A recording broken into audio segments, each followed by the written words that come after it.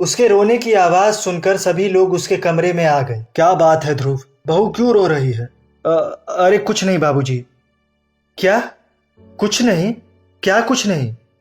मेरा जीवन नर्क बनाकर रख दिया है तुम लोगों ने। अरे बहू, ऐसा क्या हो गया? देखिए माँ जी, मुझे आप जैसे मिडिल क्लास लोगों की तरह इतनी गर्मी में सोने की आदत नहीं है।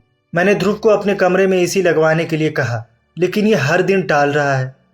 कभी कहता है लास्ट मंथ है, कभी कहता है बजट बिगड़ जाएगा, कभी कहता है बाबूजी से पूछूंगा। देखो बहू, तुम बिल्कुल सही कह रही हो। हम मिडिल क्लास लोग हैं, हमारी इनकम बंधी हुई है, इसीलिए हमें सोच समझकर खर्च करना पड़ता है। देखिए बाबूजी, मुझे क्या पता था मैं कंगालों के घर पर ब्याह कर जा रही हूँ। आप लोगों की हैसियत नहीं है तो मैं अपने पापा को बोलने जा रही हूँ एसी के लिए। अरे बेटा, ऐसा मत करना, मैं अपने पीएफ से पैसे निकलवा कर तुम्हारे लिए एसी लगवा देता हूँ। लेकिन नताशा ने किसी की भी नहीं सुनी और सभी के सामने अपने पापा को फोन कर दिया। अगले ही दिन उसके कमरे में एसी लग गया।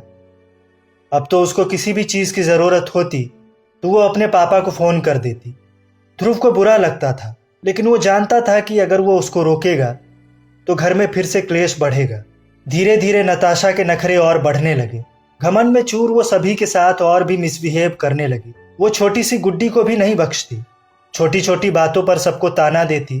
अब तो वो ध्रुव को अपने परिवार से अलग रहने के लिए जिद भी करने लगी थी। हाँ, तो तुमने क्या सोचा ध्रुव? किस बारे में? यहाँ से अलग होने के बारे में। नताशा, मैं अपने परिवार को नहीं छोड़ सकता। क्या कहा? नहीं छोड़ सकते? ठीक, तुम शाम को लौटो ऑफिस से, फिर देखो मैं क्या करती हूँ। ध्रुव इन दिनों बहुत टेंशन में रहने लगा था। उस दिन भी जब नताशा ने ऐसा कहा तो वो पूरे रास्ते बाइक पर बैठा यही सोचता जा रहा था। उसे लग रहा था कि आज घर में फिर से कुछ बवाल होगा। फिर से नताशा उसके बूढ़े माँ बाप और विधवा भाभी को भला बुरा कहेगी। इन्हीं बातों को सोचते हुए वो इतना परेशान था कि उसे पता ही नहीं चला कि ट्रैफिक की बत्ती लाल हो गई है। वो आगे बढ़ गया, तभी दूसरी ओर से आ रही बस से उसके बाइक की टक्कर हो गई। ध्रुव लहूलुहान हो बेसुध सा होकर वहीं गिर पड़ा। उसके एक्सीडेंट की खबर जैसे ही पुलिस वालों ने उसके घर में दी, घर में हड़कंप मच गया। माँ, पिताजी, भाभी, गुड्डी सभी का रो रो कर बुरा हाल था। वो सभी हॉस्पिटल पहुंचे, लेकिन नताशा वहां भी बाज नहीं आई। डॉक्टर साहब, कैसा है ध्रुव? वो बहुत ही सीरियस है, उसका काफी खून बह गया है, हमें उसकी सर्जरी करनी पड़ेगी, वो भी तुरंत। डॉक्टर साहब, पैसों की बिल्कुल परवाह न कीजिए, आप जितने कहेंगे, 1,00,000, 2,00,000, 5,00,000, 10,00,000 आपको उतने मिल जाएंगे। अगर पैसों से ही सभी ठीक हो जाते तो इस दुनिया में अमीर आदमी कभी बीमार नहीं पड़ता, कोई अमीर आदमी मरता ही नहीं। देखिए, आपके पैसे बहुत अच्छे हैं, लेकिन भूख लगेगी तो आपको रोटी ही खानी होगी। आप पैसे खा सकती हैं क्या? बीमार है तो दवा लेनी होगी। आप पैसे सिरहाने रखकर ठीक हो सकते हैं क्या? अपने पैसों का घमंड अपने पास रखिए और दुआ कीजिए कि पेशेंट ठीक हो जाए। और हाँ, जल्दी से ब्लड का इंतजाम कीजिए, नहीं तो पूरी दौलत देकर भी पेशेंट की जान नहीं बचेगी। भाभी माँ का ब्लड ग्रुप ध्रुव से मैच कर गया तो उन्होंने ही ब्लड दिया। पूरा परिवार ईश्वर से प्रार्थना कर रहा था कि ध्रुव जल्दी से ठीक हो जाए। ये सब देखकर नताशा का दिल भी भर आया। उसे अपनी हर बदतमीजी याद आने लगी।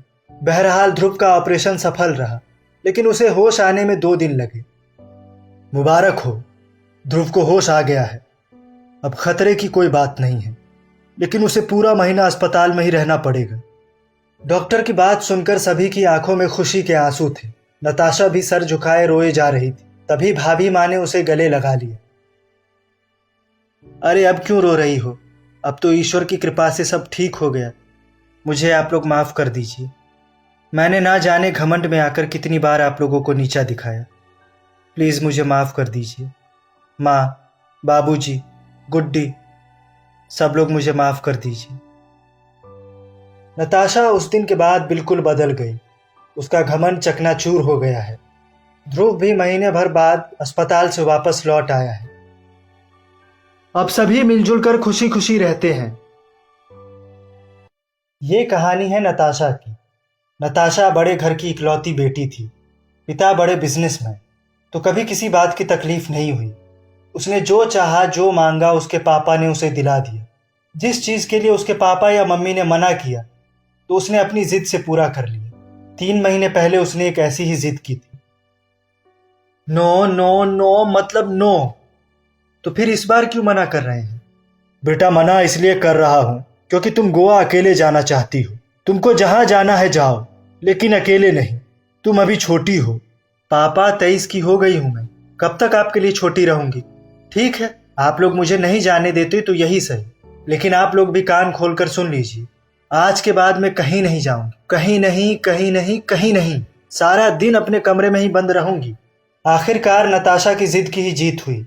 वो अकेले ही गोवा घूमने चली गई। गोवा के समंदर किनारे ही पहली बार उसकी मुलाकात ध्रुव से हुई थी। दोनों एक ही दुकान पर नारियल पानी पी रहे थे। ध्रुव एक मिडिल क्लास फैमिली का लड़का था और एक मार्केटिंग कंपनी में काम करता था। पहली ही नज़र में नताशा को ध्रुव से प्यार हो गया। गोवा में ही उन्होंने साथ में जीने मरने की कस्में भी खा ली। इस बार नताशा जब गोवा से अपने घर लौटी तो एक नई जिद लेकर, और वो जिद थी ध्रुव से शादी की।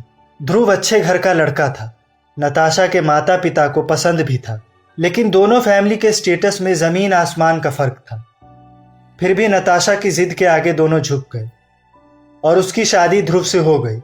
शुरू में तो सब कुछ ठीक ठाक रहा, लेकिन 1-2 महीने बाद ही नताशा को दिक्कत होने लगी।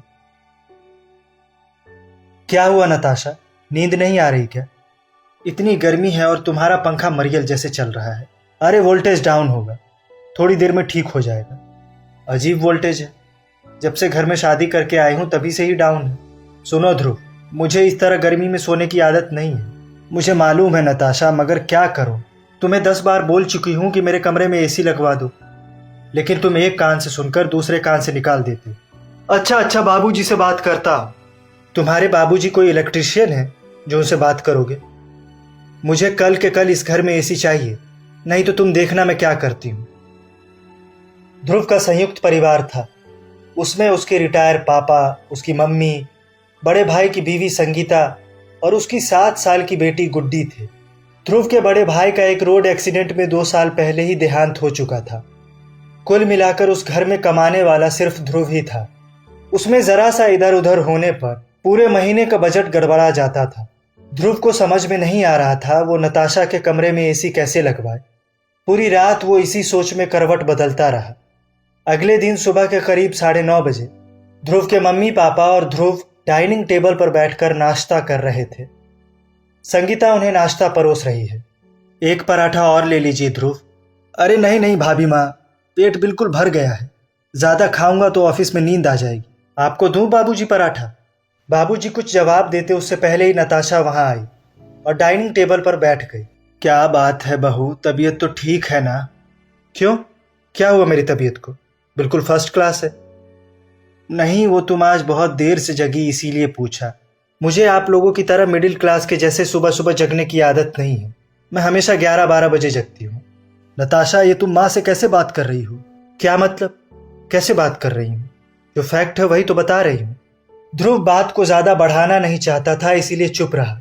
उसके ऑफिस जाने का समय भी हो रहा था, इसलिए वो ऑफिस निकल गया। आज नताशा उसे दरवाजे तक छोड़ने भी नहीं आई। नहीं तो अमूमन वो ध्रुव को दरवाजे तक छोड़ने आती थी, उसे बाय कहती, तभी वो ऑफिस जाता था। उसी दिन दोपहर में, अरे नताशा, जरा सा एक काम कर दोगी? कैसा काम? सुनो ना, गुड्डी के स्कूल बस का समय हो गया है, मैं उसे जाकर ले आती हूँ। तुम जरा 2 सीटी के बाद कुकर बंद कर दोगी? आपका दिमाग खराब है क्या? मैं आपकी नौकर हूँ क्या? मैं अपने घर में 1 गिलास पानी तक लेकर नहीं पीती थी। अरे तुम तो गुस्सा हो गई। नहीं कर दूंगी बंद। करिए नहीं करिए, मुझे उससे कोई मतलब नहीं है, लेकिन आज के बाद मुझे इस तरह से कुछ करने के लिए कहा तो ठीक नहीं होगा। घमंड में चूर नताशा किसी को कुछ नहीं समझती थी। जिस भाभी माँ को ध्रुव इतना सम्मान देता था, उसी भाभी माँ यानी संगीता को उसने खूब खरी खोटी सुनाई। वो बेचारी भी चुपचाप सुनती रही। ध्रुव, एसी का क्या हुआ? नताशा समझा करो, अभी हाथ बहुत तंग है, तुम कुछ दिन इंतजार कर लो। लेकिन नताशा उस दिन कुछ और ही मूड में थी। जैसे ही ध्रुव ने कुछ दिन और इंतजार करने की बात कही तो नताशा झूठ मूठ में जोर जोर से चिल्लाकर रोने लगी।